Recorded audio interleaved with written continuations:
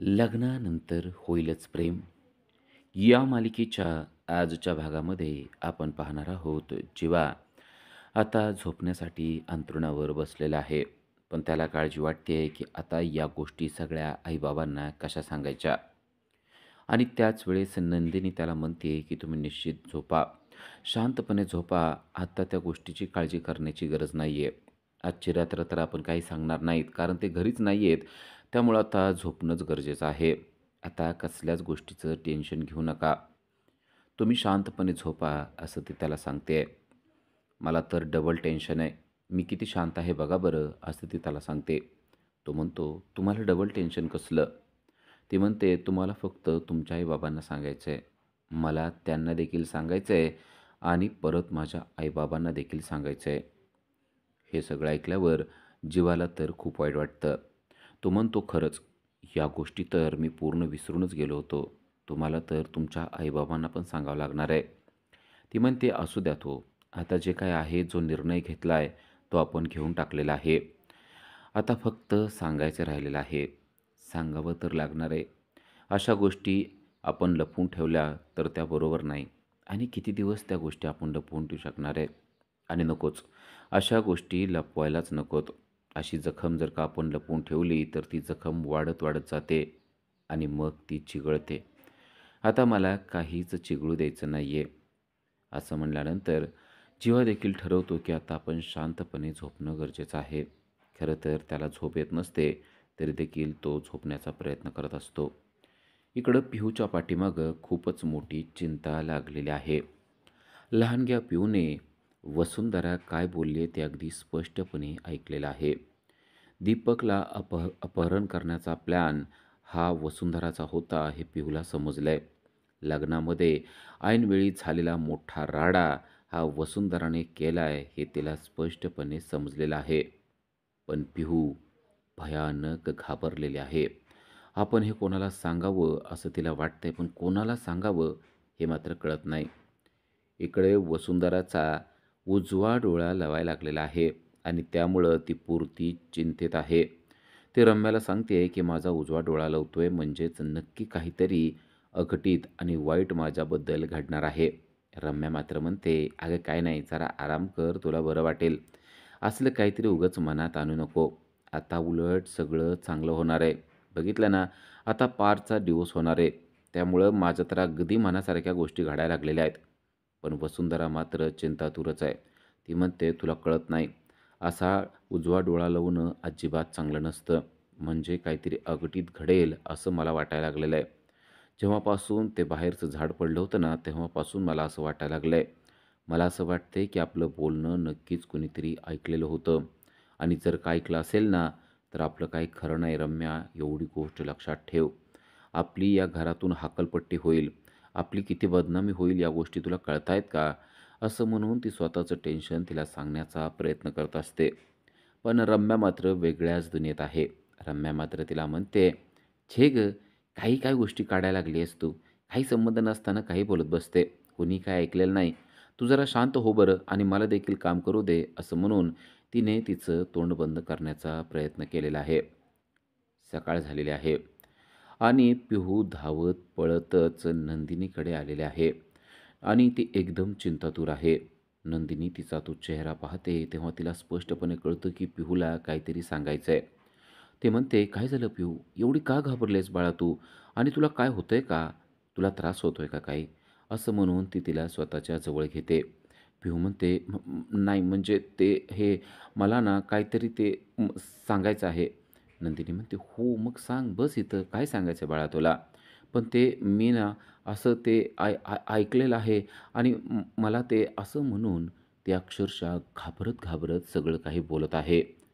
नंदिनीला कळलंय की पिहूला काहीतरी सांगायचं आहे आणि ते खूप महत्त्वाचं आहे. पण ती पुरती घाबरून गेलेली आहे. म्हणून ती तिला दिलासा देण्याचा प्रयत्न करते.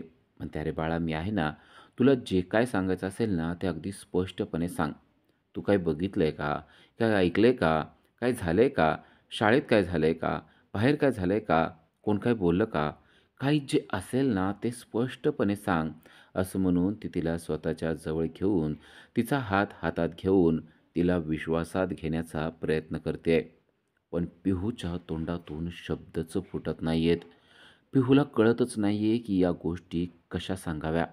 पिहू अक्षरशः घाबरून भेदरून गेलेली आहे आणि ती म्हणते की ते मला ना ते स सांगायचं पण मला ते ऐकलं, ऐकलं असं म्हणून पिहू अक्षरशः नंदिनीच्या हातातला हात झटकून पळून गेलेली आहे.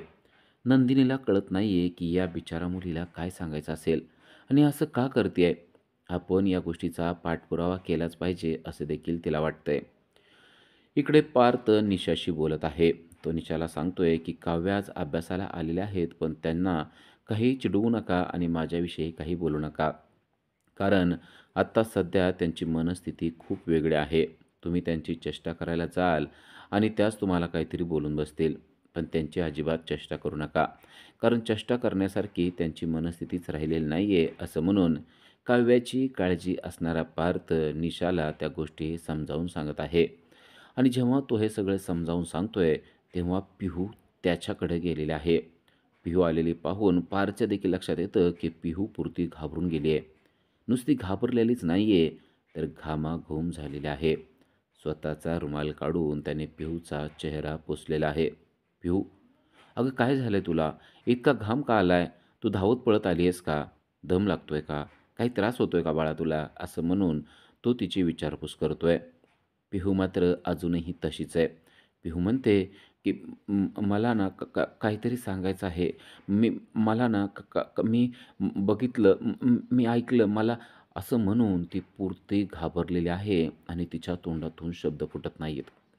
पार्थ म्हणतो, "काय झालंय ते मला नीट आणि स्पष्ट सांग. मी तुझं सगळं काही ऐकून घेतो." तेव्हा ती एकटक कुठल्यातरी गोष्टीकडे पाहत असते असं त्याला वाटतं. त्याला दिसतं की ती स्केच पेनकडे बघत आहे आणि ती म्हणते, "ते हां, त त ते ते ते ते स्केच पेन मला पाहिजेत." पार्थ म्हणतो, "सगळी घेऊन जा." "मग त्यात काय एवढं? आणि घाबरायसारखं काय झालंय? तुला मी स्केच पेन देतो. बाकी काय झालंय का? तुला कोण काही बोललंय का? कोण काही त्रास देतंय का? तू नुसतं मला सांग कोण काय करतंय ते. मी तुझ्या पाठीशी आहे. तू फक्त बोल." असं म्हणून तो पिहूला धीर देण्याचा प्रयत्न करत असतो. पण आता पिहू स्केच पेन घेते आणि पळत-पळत ती तिच्या रूमकडं चाललेली असते. पार्थला काही कळलेलं नाहीये की तिला काय सांगायचंय ते. पण तिनंही पार्थला काहीच सांगितलं नाहीये. इकडं मानिनी मिथुनशीच बोलत असते आणि म्हणते, "लग्नाला गेलायत ना, तर आता शांतपणे तिथं थांबा. लग्नाचा छानपैकी एन्जॉय करा. इथली काळजी अजिबात करू नका आणि मोठ्या कन्येला एखादं चांगलं स्थळ मिळत असेल, तर तसं झालं तरी सांगा." असं ती बोलत असते. तेवढ्यात तिला दिसतं की पिहू अस्वस्थ होऊन खाली कोपऱ्यात बसलेली आहे आणि ती घाबरलेली आहे. ती तिच्या जवळ जाते आणि म्हणते, "पिहू, अगं इथं का बसली तू अशी? काय झालंय का? कोण काय बोललं का तुला?" आणि जेव्हा ती तिला हात लावते, तेव्हा तिच्या लक्षात येतं की पिहूचं तर अंग गरम झालंय. पिहू तापलेली आहे. तिला ताप आलाय. पिहूला नक्कीच काहीतरी झालेलं आहे, हे आता मानिनीच्या लक्षात आलेलं असतं आणि पिहूला आठवत असतं तो चेहरा म्हणजे वसुंधराचा. तो भयानक चेहरा, ज्या भयानक चेहऱ्याने सगळ्यात मोठा प्लॅन केलेला होता आणि ते आठवून पिहू अक्षरशः जमिनीवर पडून लोळायला लागते. पिहूला काय होतंय हे आता तिलाच कळत नसतं. मानिनी पुरती घाबरून जाते आणि आरडाओरडा करून सर्वांना बोलवायला लागते. पिहूला फिट आली आहे असं सर्वांना वाटू लागतं. पिहूला काहीतरी भयानक झालेलं आहे. सर्वजण आलेले आहेत. तेव्हाच वसुंधरा आणि रम्या देखील तेथे आलेल्या असतात. सर्वजण पिहूला शुद्धीवर आणण्याचा प्रयत्न करताय. कोणतरी पाय चोळतंय, कोण हात चोळतंय, कोण धीर देतंय आणि पिहूची अवस्था अतिशय वाईट झालेली आहे.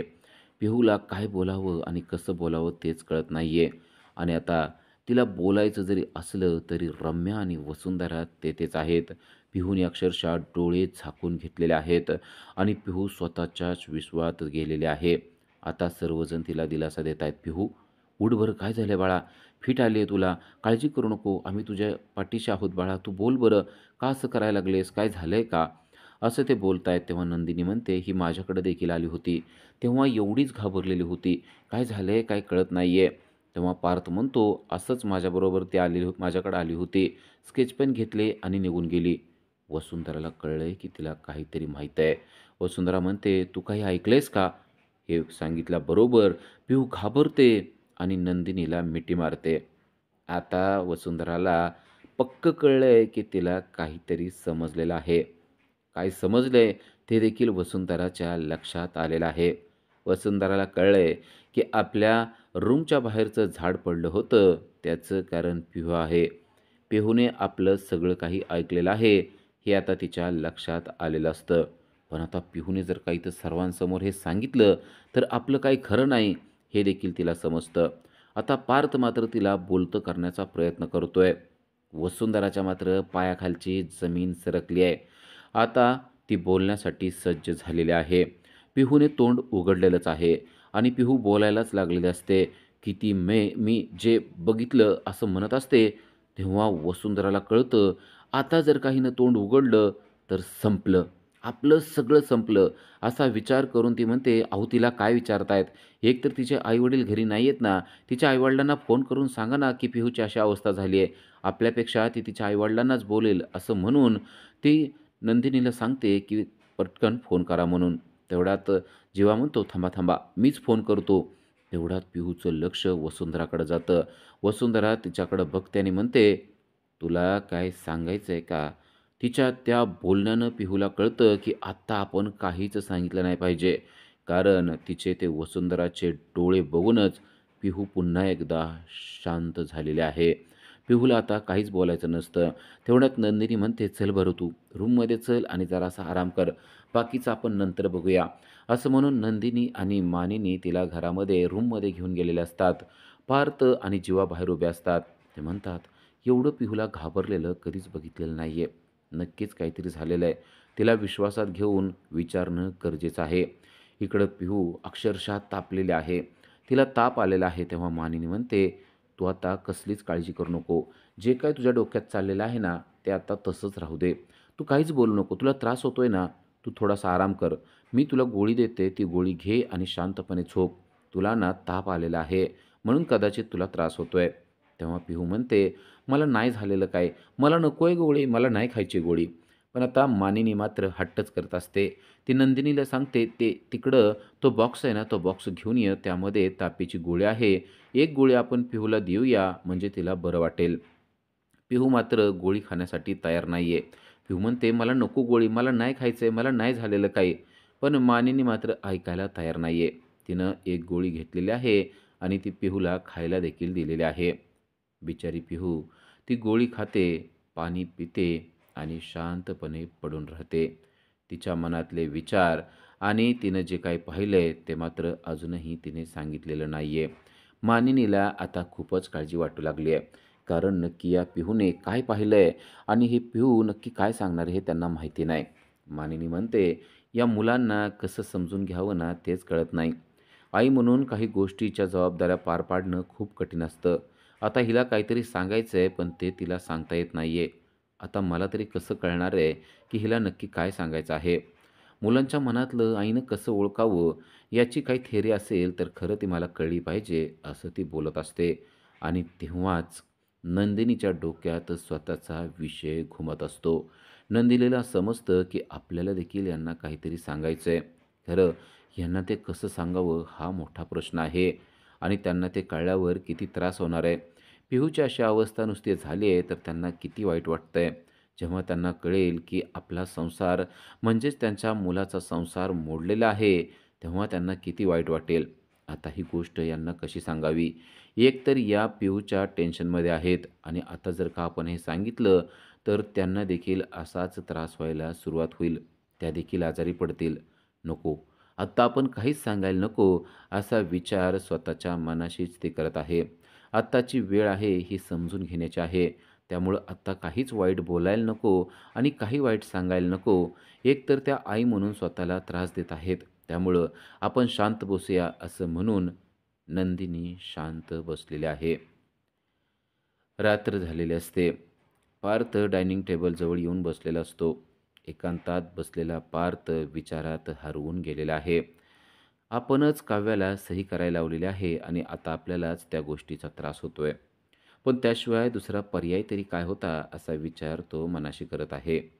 त्यांना आपल्या बंधनातून मोकळं करणं गरजेचं होतं आणि आपण तेच केलेलं आहे. आता त्यांना मुक्त करणं हेच ठरलेलं होतं. मग जे झालंय ते चांगलं झालंय असा विचार तो मनाशी करत असतो आणि तेवढ्यात नंदिनी तेथे आलेली असते. नंदिनी त्याला पाहते आणि खरं तर माघारी चाललेली असते. पण पार्थ तिला हाक मारतो आणि म्हणतो, "का? मला पाहून का निघून चाललाय तुम्ही?" तेव्हा नंदिनी म्हणते, "कधी-कधी एकांत देणं गरजेचं असतं आणि तुम्ही इथे बसलेला असतात तेव्हा तुम्हाला एकांत पाहिजे आहे असं मला वाटतं. बऱ्याचदा मी इथं येऊन तुम्हाला डिस्टर्ब केलेलं आहे. पण आता मला तुम्हाला डिस्टर्ब करायची इच्छा नाही आहे म्हणून मी चाललेले होते." पार्थ म्हणतो, "सगळंच डिस्टर्ब होऊन बसलंय. आता तुम्ही येऊन काय डिस्टर्ब करणार आहात?" पार्थ काहीतरी दुःखात आहे हे आता नंदिनीला कळलेलं असतं.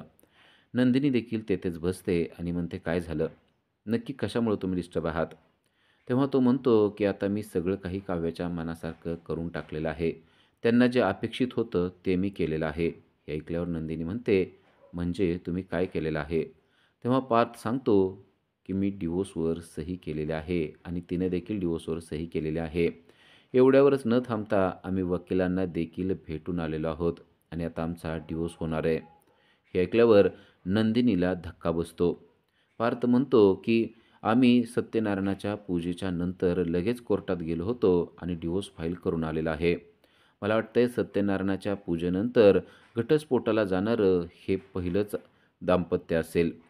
तेव्हा नंदिनी म्हणते, "पहिलं नाही, तुम्ही दुसरे आहात." हे ऐकल्यावर पार्थला देखील धक्का बसतो. पार्थ म्हणतो, "म्हणजे तुम्ही सुद्धा का?" ती म्हणते, "हो, आम्ही सुद्धा त्याच दिवशी वकिलांकडे गेलेलो होतो आणि मी देखील सही केलेली आहे. आम्ही देखील डिव्होर्स घेणार आहोत."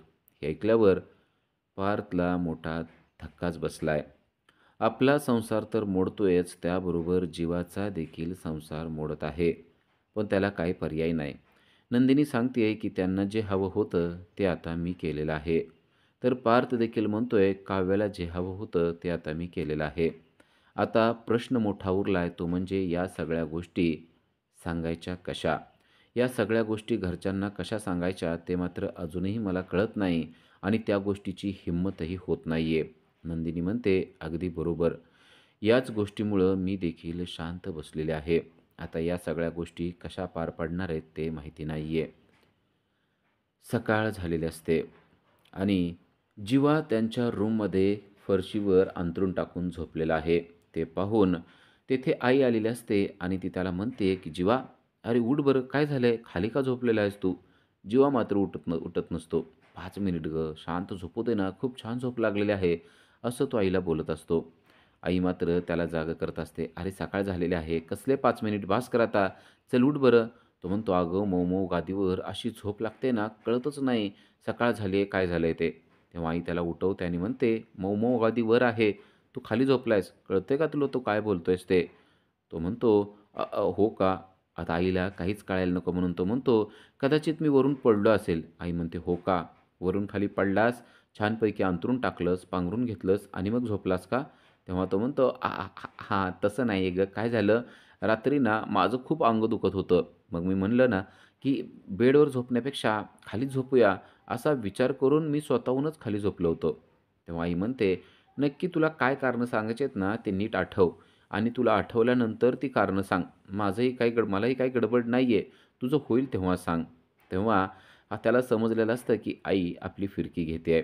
उद्याच्या भागामध्ये आपल्याला पाहायला मिळतं, की मानिनी नंदिनीला म्हणते, "या घरातली सगळ्यात गुणी सून तूच आहे आणि त्यामुळं मी ठरवलंय, माझ्या पाठीमागं, माझ्या पश्चात तू हे घर अगदी शांतपणे आणि व्यवस्थितपणे चालवू शकशील.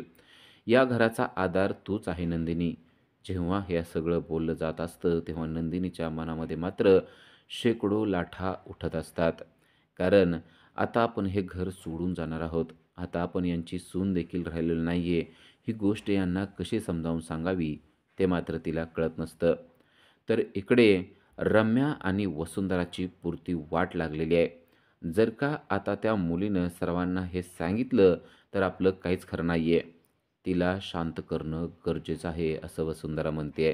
तर रम्या म्हणते, "आपण तिला बोलूया, आपण तिला विश्वासात घेऊया आणि तिला नीट समजावून सांगूया." आता वसुंधरा आणि रम्या तिला समजावून सांगणार का? आणि पिहू त्यांचं समजून सांगितलेलं ऐकणार का? का पिहू या दोघींचंही भांडेफोड सर्वांच्या समोर करणार आणि वसुंधरा आणि रम्याची गच्छंती होणार, ते आपल्याला पुढील भागामध्येच पाहता येणार आहे. अशाच अपडेटसाठी आजच आमच्या चॅनलला सबस्क्राईब करा. Thank you.